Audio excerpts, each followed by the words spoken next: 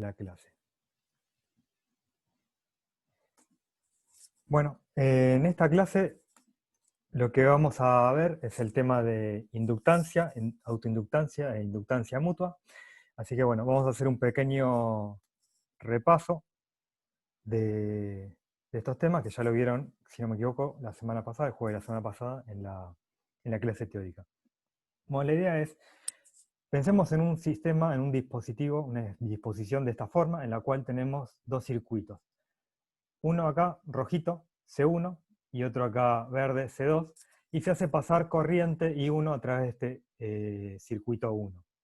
Esa corriente va a generar un campo magnético, B1, y eso va a hacer que sobre la espira 2 haya un flujo no nulo en principio. El flujo a través de la espira 2, que va a ser a través del área que encierra esta curvita verde, es simplemente la integral de B1 producto escalar con el diferencial de superficie orientado según la regla de la mano derecha, como se muestra acá. Si recordamos la ley de Biot-Savart, el campo B1, debido a la corriente esta I1 que circula acá, va a tener esta forma que está acá. Que, dependiendo qué tan difícil sea la geometría del circuito, podremos calcularlo o no, pero lo interesante o lo que queremos ver es que B1 es proporcional a la corriente que circula. A más corriente, más campo. A su vez, eso implica que el flujo a través del circuito 2 también va a ser proporcional a esa corriente I1 que circula por el circuito rojo. Entonces, básicamente el flujo de campo magnético a través de esta espira es proporcional a la corriente. Y esa constante de proporcionalidad la vamos a llamar M2, es el flujo que atraviesa la espira 2 debido a la corriente que circula en la espira 1. ¿Por qué no baja esto? Ahí está. Bien, entonces, este coeficiente de proporcionalidad se denomina inductancia mutua. Y bueno, recordando que B1 se escribe de esta manera con respecto al potencial vector, que a su vez también es proporcional a I1, y usamos estas dos expresiones y el teorema de Stokes, podemos llegar a la siguiente expresión para el flujo de campo a través de la espira 2, que tiene esta forma que está acá, que si no me equivoco Luis se las escribió, que se llama fórmula de Neumann. Esta cosa es una cosa medio extraña, pero lo interesante para notar es que esta expresión es simétrica respecto de I1 e I2, L1 y L2. Es decir, podemos intercambiar los roles de los circuitos 1 y 2 y ver por cuál circula la corriente, y el coeficiente de proporcionalidad para el flujo va a ser el mismo. Otra cosa interesante es que esta cantidad M, la inductancia mutua, es puramente geométrica, depende únicamente de la forma que tengan los circuitos. Bastante parecido a los coeficientes de capacidad que vimos en la parte de electrostática. Ahora, algo interesante también para notar es que si la corriente que circula por este circuito 1 varía, cambia con el tiempo, eso va a hacer que se induzca una FEM en el circuito 2 debido a la variación del flujo. Al variar la corriente va a cambiar el campo magnético y eso va a hacer que cambie el flujo en la espira 2. Así que podemos escribir esta ecuación que está acá. Debido a la ley de Faraday tenemos esto, que la FEM que se induce en el circuito 2, que está acá arriba, que no lo dibujé, es derivada respecto al tiempo del flujo de campo magnético a través de esa espira, y recordando lo que escribimos ahí arriba, que es el flujo es proporcional a la corriente que circula acá, nos sale este factor M, que es una constante, y esta es la ecuación para la FEM. Ahora, al mismo tiempo, al ser una corriente variable, va a ser de que justamente el mismo campo B1 de la espira también varíe, también fluctúe. Eso va a hacer que si calculamos el flujo del campo mismo generado por esta corriente I a través de la espira, de la superficie que la encierra, también va a ser proporcional a la corriente y también va a ser una variación. Ese coeficiente de proporcionalidad se llama autoinductancia o simplemente inductancia, y tal y como sucedía en el caso anterior, es algo puramente geométrico. Así que podemos escribir la FEM inducida en el mismo circuito C1, dividido a la variación de la corriente, de esta manera, como menos L, que es un numerito, un coeficiente, que habría que calcular, por la derivada de la corriente respecto al tiempo. Esta inductancia se mide en Henry, y el Henry se puede escribir de una manera más simpática como volt por segundo por dividido ampere. Bien, supongo que no habrá muchas consultas hasta este momento, igual en cualquier momento, si tiene alguna duda, párenme. Pero bueno, esto es simplemente un repaso de lo que vieron el jueves pasado en la clase. Así que ahora vamos a ir directamente a resolver el problema 8, donde lo que nos piden es calcular las autoinductancias de distintos circuitos, distintas configuraciones con corriente. El primero es un solenoide infinito, el segundo es un toroide que tiene n vueltas y radio r, y el último es un solenoide finito de longitud L, L chiquita. Entonces, bueno, espero que hayan hecho, si no igual esto, si lo hizo Susana en alguna de las clases anteriores, utilizando la ley de Ampere, es posible calcular cuál es el campo de un solenoide infinito. El campo del solenoide infinito básicamente es algo constante en el interior, acá, del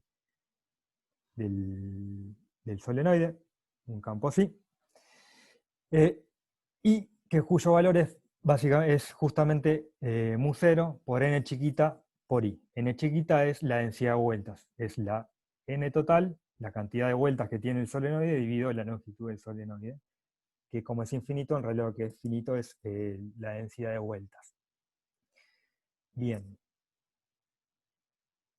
Entonces, esta flechita se quedó, vamos a sacarla. Entonces, el flujo de campo magnético generado mismo por el solenoide a través de una sola de sus espiras, pensemos ahora, concentrémonos primero en una sola de las espiras que está en este solenoide, una sola de estas vueltitas que están ahí, por el cual circula corriente I, ¿no? Bueno, entonces el flujo va a ser básicamente el campo magnético por el área. Como el campo magnético es uniforme, vale lo mismo, es constante, simplemente nos queda el valor del campo magnético multiplicado por el área de la espira. El valor del campo magnético es mu 0 n por i, y el área es la superficie del círculo de radio r, así que simplemente pi por r cuadrado. Ahora, esto es simplemente para una sola espira. Para calcular el flujo total a lo largo de todo el solenoide, hay que multiplicar simplemente n por ese pi sub 1, porque el campo es uniforme, vale lo mismo en todos lados, dentro del solenoide obviamente, y suponemos que las espiras están espaciadas, bla, bla, bla, entonces simplemente es multiplicar n veces el flujo de una sola espira. N es n por L, donde por un momento vamos a asumir que este L es finito para hacer la cuenta, y es la densidad por la longitud del solenoide. Eso es la cantidad de vueltas que tiene el solenoide. Así que multiplicamos simplemente esto por n grande, nos queda mu 0, n chiquita cuadrado, L, pi, r cuadrado por i. Y esto es lo mismo que L por I, es la fórmula que vimos hace un par de diapositivas atrás, que el flujo es la autoinductancia por la corriente. Básicamente la autoinductancia es el coeficiente de proporcionalidad entre el flujo y la corriente. Así que todo lo que no sea ahí va a ser L en esta expresión. Entonces L nos queda esta cosa que está acá, pero en realidad el solenoide es infinito, así que lo que tenemos que calcular en realidad, la cantidad que es finita, es la autoinductancia por unidad de longitud. Así que dividimos por la longitud L y nos queda que L sobre L es mu 0 n cuadrado pi r cuadrado. ¿Ok? Bien. Bueno. Seguimos al caso del toroide. Para hacerlo un poco más fácil, al menos para mí, voy a suponer que la sección transversal es cuadrada. También del problema 8, usando la ley de Ampère, podemos ver que el campo del toroide tiene esta forma, que está acá, mu 0 por i sobre por n, dividido 2pi, dividido s, donde este s es las coordenadas creo que no lo escribí acá, pero estoy tomando como coordenadas cilíndricas S, phi y z. Utilizo esta S cursiva para no confundirme con el R de, de esféricas. En general, por el contexto se suele entender, pero bueno, yo por un capricho mío, un toque mío, trato en la medida de lo posible usar distintas letras. Pero bueno, este es el campo que apunta en la dirección phi, que justamente va metiéndose, ¿no? Eso lo podemos sacar también por la regla de mano derecha, bla, bla, bla. La idea es exactamente la misma que en el caso anterior. Como el devanado es uniforme, podemos asumir que es uniforme, podemos calcular el flujo a través de una sola de las espiras y después multiplicarlo por el número de espiras totales. El flujo a través de una sola espira es la integral de B por el diferencial de superficie orientado según la regla de la mano derecha. En este caso, el campo magnético varía con la distancia, como 1 sobre el radio de cilíndricas, así que no es simplemente el campo por el área de la espira, sino que hay que hacer esta integral. Pero tampoco es una integral muy difícil. Reemplazamos B, que es mu por I por N dividido 2pi sobre S, apuntando en la dirección phi del ángulo de cilíndricas, y el diferencial de superficie también, fíjense por la orientación de cómo circula la corriente, también apunta en phi versor, y es ds por dz, o sea, el radio, el diferencial de la distancia radial, por la altura. Vamos a suponer que la altura es h, y el radio interior del toroide es a, y el radio exterior es b. Entonces esto básicamente nos queda la integral de 1 sobre s, que es el logaritmo, y la integral de z no tiene nada, así que sale directamente la altura. Bueno, el logaritmo hay que evaluarlo entre b y a, así que nos queda esto que está acá. Así que ese es el flujo a través de una sola espira. Para obtener el flujo total, Perdón, ¿sí? ¿Sí? tengo una pregunta, Andrés. ¿No falta un S multiplicando al DS, DZ? No, en este caso no, porque no es... Ah, perdón, no, no estás usando No, no, es la superficie cilíndricas ni nada. que Bien, atraviesa el flujo del campo magnético. Fíjate que es este cuadradito que está acá. ¿Está bien? claro, claro, No es sí. radial. No es Me quedé la, con el círculo. ¿está bien? Otra manera de Dale, chequear gracias. de que tampoco le faltaría un DS es que esto ya tiene unidades de área, ¿no? DS, S es radio, así que tiene unidades de distancia, y DZ también. Así que las unidades de esta cosa están bien. Entonces está bien la pregunta para aclarar dudas. Acá justamente el DS apunta en la misma dirección que el B. Bueno, entonces, ¿en qué estaba? Ah, bien. Entonces el flujo total es simplemente la cantidad de vueltas que tiene el solenoide por el flujo de una sola espira, así que multiplicamos esto por n y nos queda esto que está acá. Fíjense que las unidades están correctas porque L tiene unidades de mu0 por distancia, y si uno reemplaza todas las cosas que están acá, les da las unidades de Henry que son las adecuadas. Una manera simpática de escribir Tesla en términos de otras unidades es como volt por segundo dividido metro cuadrado, y nos llega a que la inductancia tiene unidades de volt por segundo dividido ampere, que es justamente Henry. Bien. ¿Hasta acá alguna otra pregunta? Bueno, supongo que no. Vamos. Voy a borrar todo esto. Y vamos al caso del solenoide finito, que es un poco más complicado. Bien, si no lo hicieron, bueno, espero que lo hayan hecho, y si no, acá les doy la respuesta. Del problema 9 de la guía 4, el campo de un solenoide finito sobre el eje es toda esta expresión que está acá. Pueden chequear que las unidades son correctas.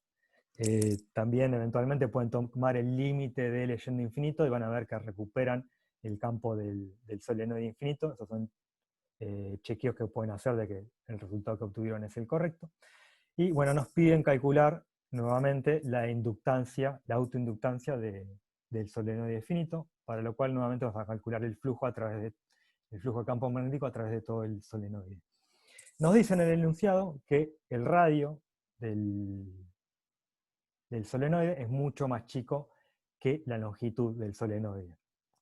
Esto, ojo, no es que vamos a aproximar que el solenoide es infinito, porque si no volvemos al caso del inciso A, y no hay gracia, pero lo que sí vamos a suponer es que el radio es tan chico comparado con la longitud, que básicamente el campo calculado en el eje es el campo en toda el área, en todo el interior del solenoide.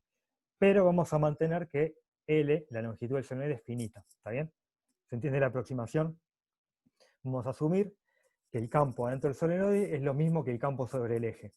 O sea, no varía según la distancia respecto al eje a la cual nosotros estemos ubicados. Pero sí tenemos en cuenta efectos de borde, digamos, de que el solenoide es finito. ¿Está bien? ¿Alguna duda con eso? Bueno, entonces, vamos a hacer lo siguiente para resolver esto. Por un momento vamos a suponer que las espiras están más o menos juntitas, pero no muy juntas. Entonces, vamos a ver como que tenemos n espiras, cada una ubicada en una posición z. Por ejemplo, vamos a centrarnos en la espira esta que está dibujada con color rojo, esta que está acá, ¿ok? Y voy a asumir que esa espira está ubicada a una altura zj. La espira que está arriba está ubicada a una altura zj más 1, y la espira que está abajo está ubicada a una altura zj menos 1, ¿ok? Entonces, ¿cuál es la distancia entre espiras? Es básicamente la longitud total dividido el número de espiras. Acá estoy asumiendo que las espiras están equispaciadas, o sea, siempre hay la misma distancia entre todas las espiras. ¿Ok? ¿Para qué quiero hacer esto? Bueno, voy a borrar todos los dibujitos. Lo que voy a querer calcular es parecido, bastante análogo a lo que estuve haciendo hasta ahora, es calcular el flujo a través de una sola espira. Entonces, si me paro a una altura fija ZJ, voy a asumir que el campo es uniforme y que sobre toda esa espira, entonces simplemente el flujo a través de una sola espira ubicada en la posición ZJ es el área de esa espira por el campo evaluado en esa altura ZJ, ¿ok? Y me da esta expresión que está acá, que es básicamente simplemente evaluar esto en la altura ZJ, ¿ok? No sé por qué ahora no puedo bajar.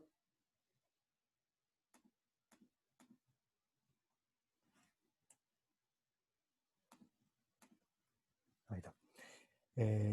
Bien. Entonces, ¿cómo calculamos, si este es el campo a través de una sola espira, cómo calculamos el flujo total? Bueno, el flujo total es la suma de los flujos de cada una de las espiras. Ahora, ¿qué voy a hacer para transformar esto en integral? Porque voy a asumir que las espiras están muy juntitas. Y para poder calcular más fácil si no sería medio un quilombo.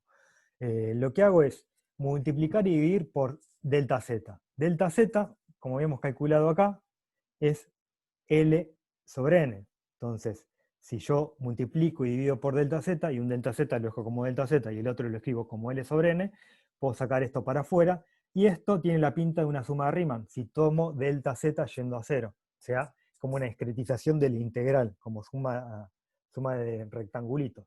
Entonces, tomando el límite en el cual las espiras están muy apretadas, es decir, el devanado es muy denso, puedo transformar esta expresión en una integral. ¿Una integral entre qué? Entre menos L sobre 2 y más L sobre 2, que son los extremos del solenoide, por este n, que n de vuelta es la densidad de espiras, que es n grande dividido la longitud L del solenoide, y me queda la integral de esto que está acá. ¿Ok? ¿Se entiende?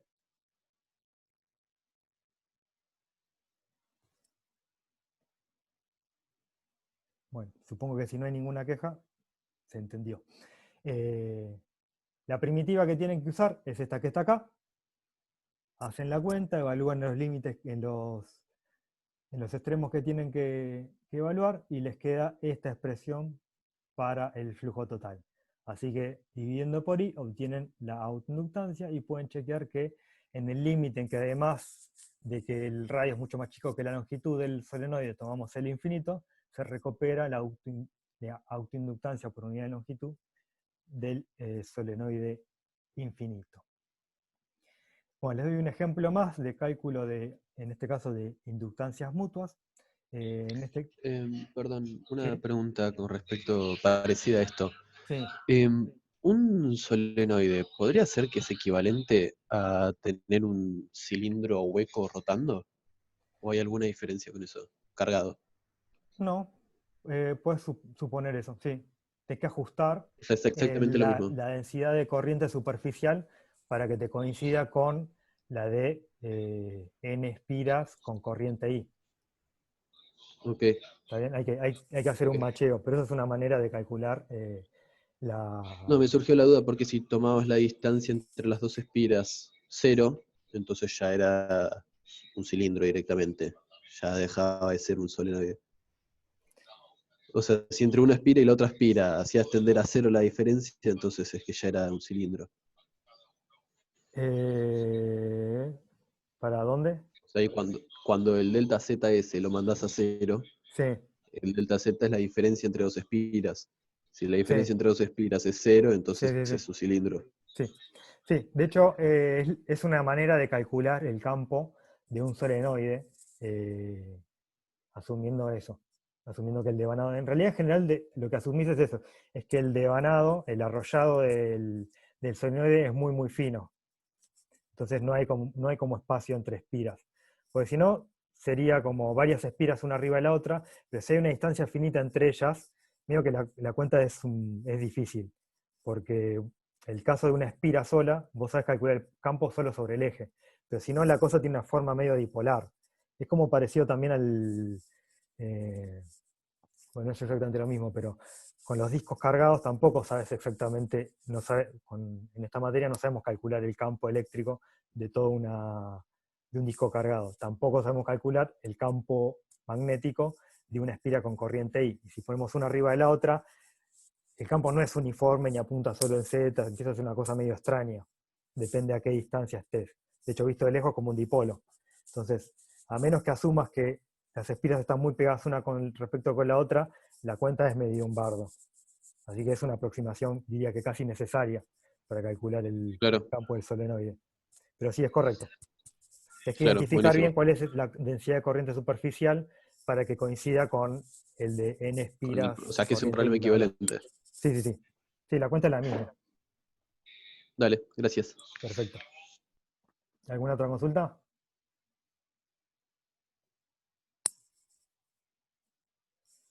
Bueno, les cuento este ejemplo también, en el cual vamos a hacer uso de que el coeficiente de inductancia mutua es simétrico respecto de intercambiar quién es uno y quién es dos, quiénes son esos circuitos. Entonces, por ejemplo, supongamos que tenemos esta configuración que está acá. Un solenoide verde, largo, el cual vamos a poder aproximar de que su campo es como el de un solenoide infinito, y adentro, concéntrico, hay un solenoide rojo, más chiquito, el cual no podemos asumir que sea infinito. O sea, el campo es el bardo ese que les escribí antes. Entonces nos piden cuál es el coeficiente de inductancia mutua si hacemos circular una corriente I a través del solenoide chiquito. ¿Cuál es el flujo a través del solenoide grande? Bueno, eso de vuelta, como el campo en realidad solo lo sabemos calcular sobre el eje, no es uniforme, va a ser medio un lío, la cuenta es medio complicada. Sin embargo, al ser el coeficiente de inductancia mutua simétrico respecto de 1 y 2, podemos calcular, lo cual es mucho más fácil, al revés. Supongamos que pasa corriente I a través del solenoide verde grande y queremos saber cuál es el flujo a través del solenoide rojo chiquito. Esa cuenta es bastante sencilla porque el campo del solenoide infinito es constante, así que simplemente es calcular el flujo del campo a través de una sola de las espiras, multiplicarlo por la cantidad de espiras totales del solenoide chiquitito, y, y ahí obtenemos el flujo total de campo magnético generado por el solenoide verde a través del solenoide rojo chiquito. Pero como los coeficientes de inductancia son simétricos, y podemos intercambiar uno con dos, el coeficiente es el mismo, así que acá lo calculamos. Bien, ahora vamos a pasar a un poco casi otro tema, que es recordar cuál es la energía almacenada en un campo magnético, y cómo eso también nos permite calcular la autoinductancia de un sistema. Y vamos a resolver el problema 9 de la guía, y con eso terminamos la clase de hoy. Esto también es un breve repaso de lo que vieron en la teórica. Y bueno, habrán visto que para establecer corriente en un circuito hay que realizar un trabajo, ya que cuando uno quiere cambiar la corriente que circula en un circuito, empieza a aparecer una fe inducida que se opone a que nosotros metamos la corriente, y se puede ver que el trabajo por unidad de carga que hay que hacer es epsilon por el dQ. Si el dQ lo escribimos en términos de la corriente de esta manera, y hacemos regla de la cadena, se puede ver que el diferencial de trabajo necesario para cambiar la corriente, un delta I en un circuito, es L por I por DI.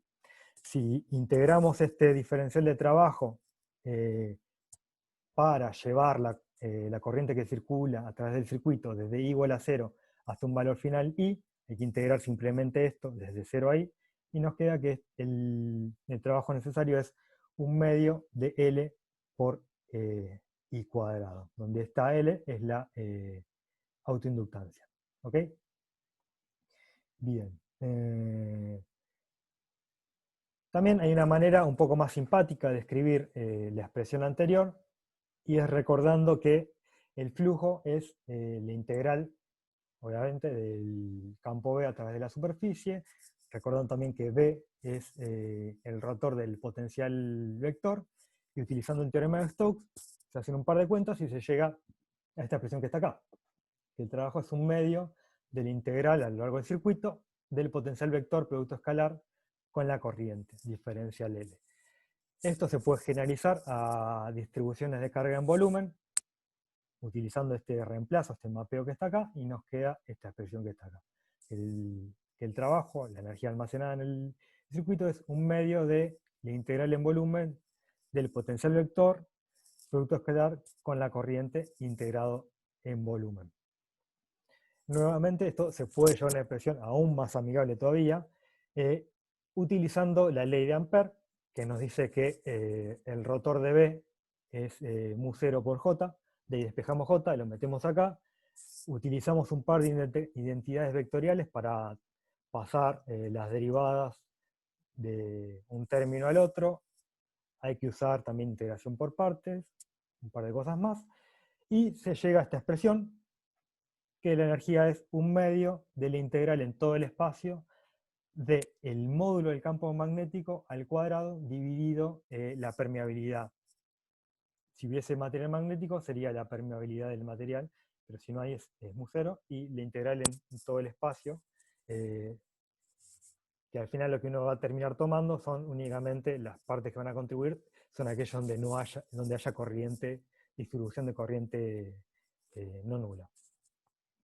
Algo simpático de ver también es que, si recuerdan, la expresión del campo magnético, de energía en el campo magnético, es bastante similar. También es 1/2 de epsilon0 por el módulo del campo eléctrico al cuadrado integrado en el volumen.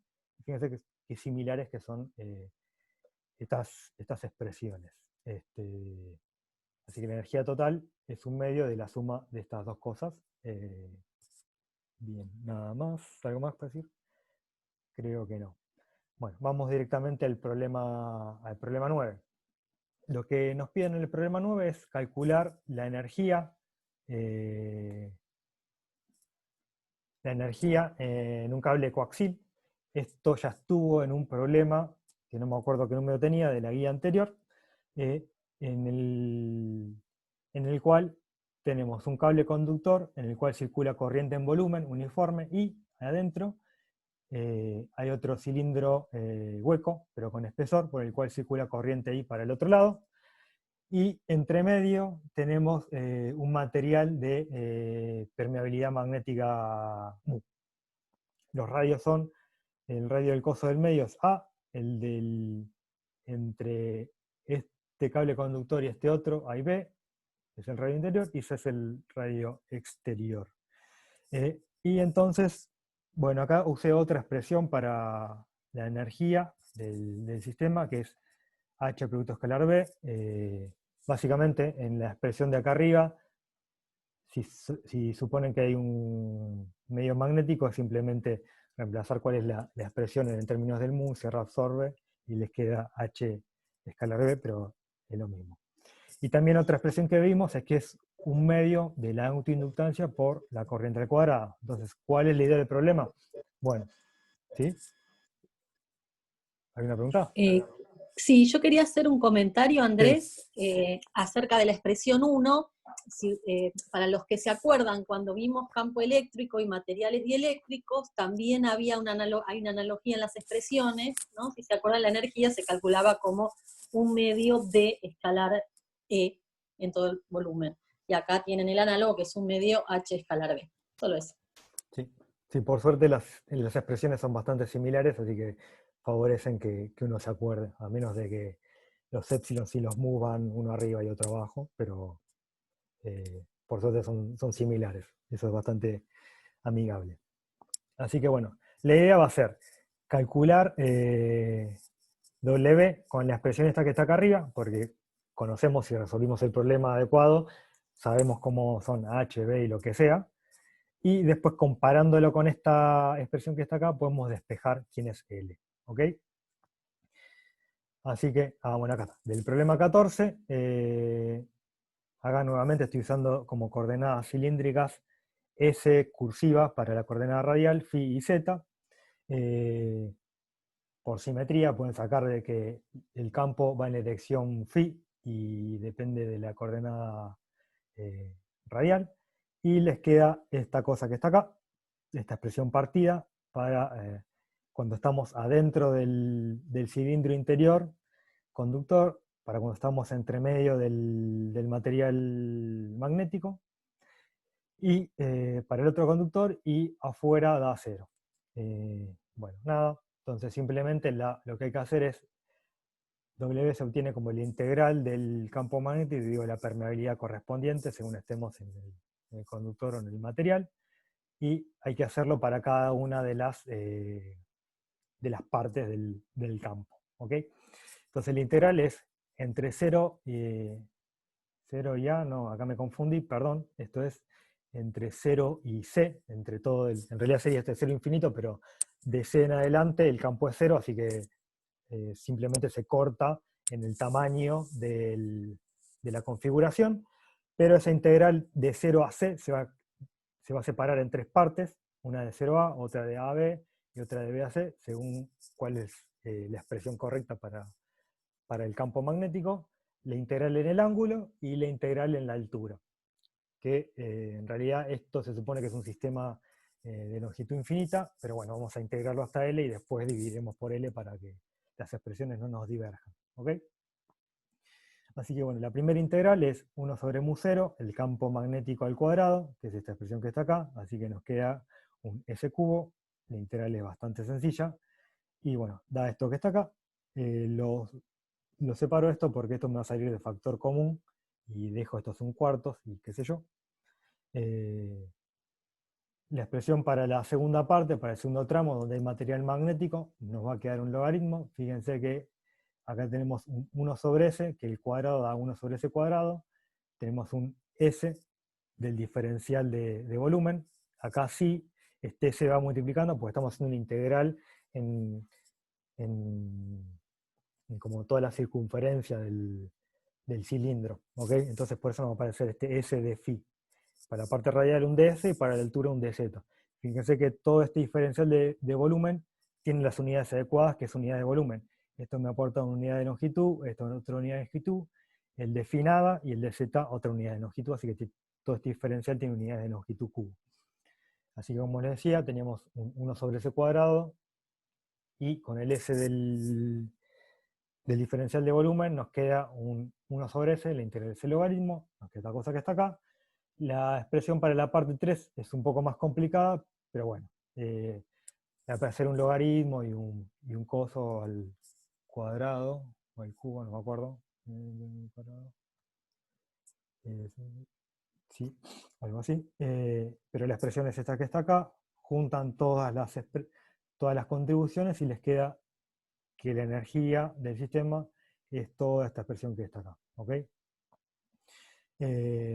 Todo lo que no sea un 1/2 ni un i cuadrado es el L, y dividimos por este L chiquita para obtenerlo por unidad de longitud y que nada nos diverja, y el resultado final de la autoinductancia por unidad de longitud para el sistema de cable coaxil es esta expresión que está acá. ¿Ok? Bueno, con eso terminamos la clase de hoy. ¿Hay alguna consulta? ¿Algo que no se haya entendido?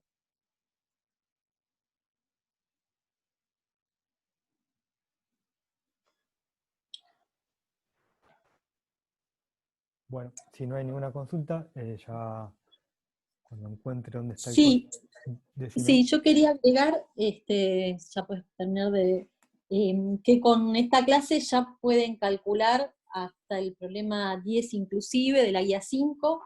En la clase que viene vamos a hacer el problema 12 y el problema 14, como les dije por mail, es para entregar, o por supuesto que lo pueden consultar. Y quería agregar lo que dije antes, es que aquellos que quieran armar algún grupo nuevo, no les dije esto, mándenme un